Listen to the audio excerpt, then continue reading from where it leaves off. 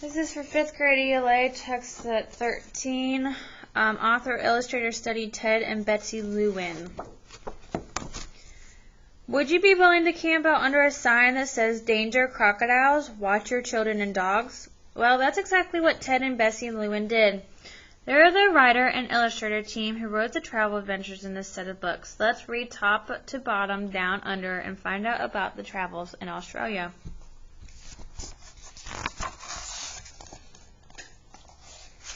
Australian slang. Bonzer means great. Fair dinkum means genuine. Holy dolly, good grief. Tucker is food, and look for these words inside. Australia. In Australia, there's a furry little animal that has a bill like a duck and a tail like a beaver. It has venom like a snake and lay eggs like a bird. There's a bird that lives in a hole like a mole and swims like a fish, but it can't fly. There are animals that hop on feet nearly the size of skateboards and carry their babies in their pockets. There are lizards that run on 2 feet like a human, and crocodile is called salties with teeth like a T-Rex. Some of these animals are found nowhere else on Earth. We've come more than halfway around the world to see them.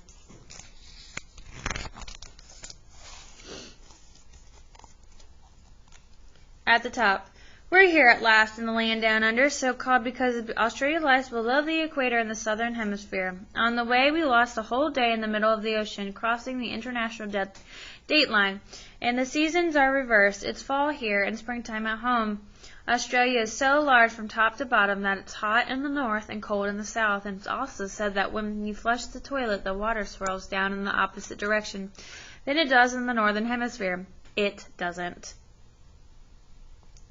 So here's a self-portrait of the authors, who are also the illustrators. What is your first impression of them? Why do you think they portray themselves that way?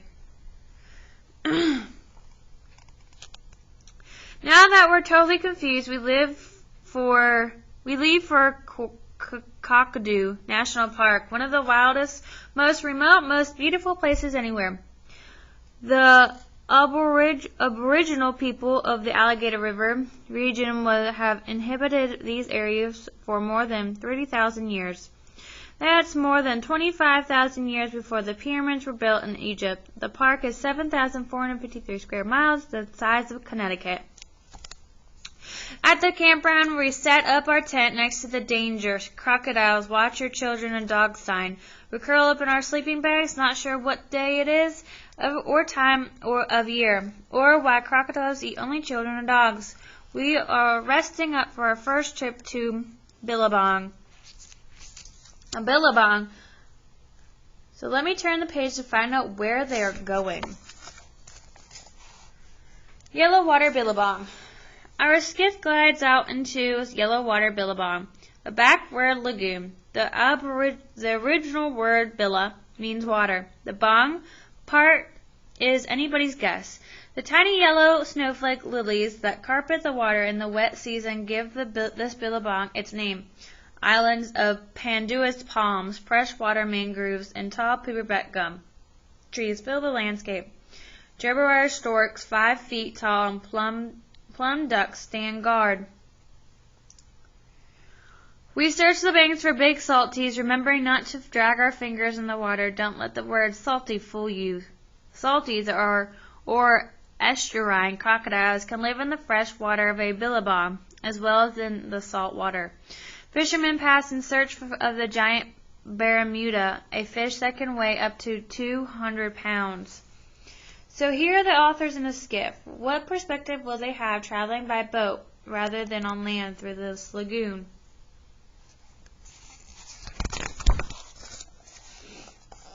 A lotus bird looks as if it is walking on water. Actually, it's walking on lily pads. If its chicks are threatened, the male lotus bird scoops them up under his wings and carries them to safety. Finally, we see a big salty, the same color as the bank. It's about 15 feet long, bigger than our skiff.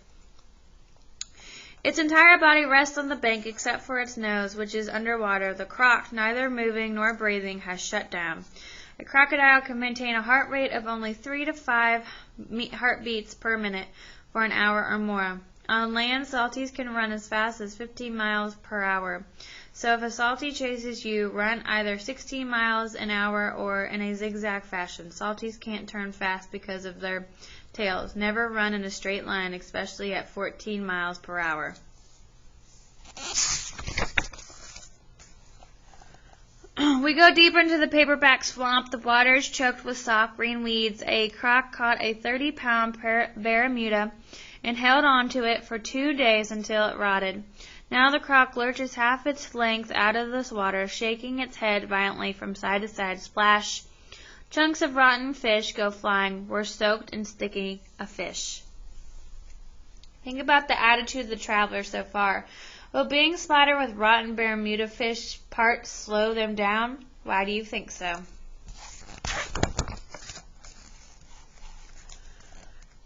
Time to move on. We see a strange movement in a tree. It's an olive python. Close by, a flycatcher sits calmly on its eggs. The python is swallowing another snake that is lighter in color, but the prey holds on tenaciously to the tree. We watch, spellbound.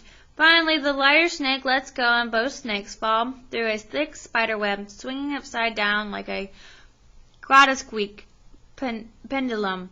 The flycatcher dreamily waits for a new life to appear as another life slips away.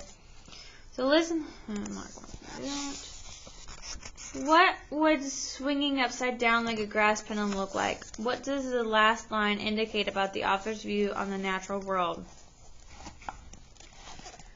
Then stands a pendulous line that banks on their stilt roots. Aboriginals cut the leaves into strips, roll them, and weave them into ditty bags, which they used to carry just about everything. Watch out! Our skiff has drifted toward a freshwater mangrove or itchy tree. If you come in contact with the grubs on the underside of the leaves, you get itchy all over. Whoops! A big salty with enormous choppers sits so still we almost miss it. The salty is yellow-green in color, nearly arrived from the ocean. The longer crocodiles are away from salt water, the darker their skins become, until they are as dark as the color of the Billabong bank. What a bonzer! Croc.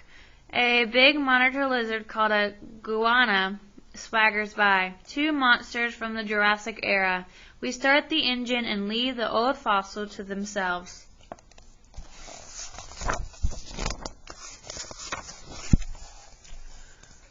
The landscape ahead turns to dream time. The black water is framed by Pandoris and great high stands of erythrum, bamboo. No one knows just how the bamboo got here. The Aboriginals tell Dreamtime creation stories to explain its appearance. As we sit quietly in this grove of Dreamtime bamboo, we think about how the Aboriginal people have always lived in perfect harmony with this land. The next day we leave camp in the cruiser. On either side of the road, vast yellow-brown flood plains are punctured by black and newly burned stretches and bright green growth around water holes.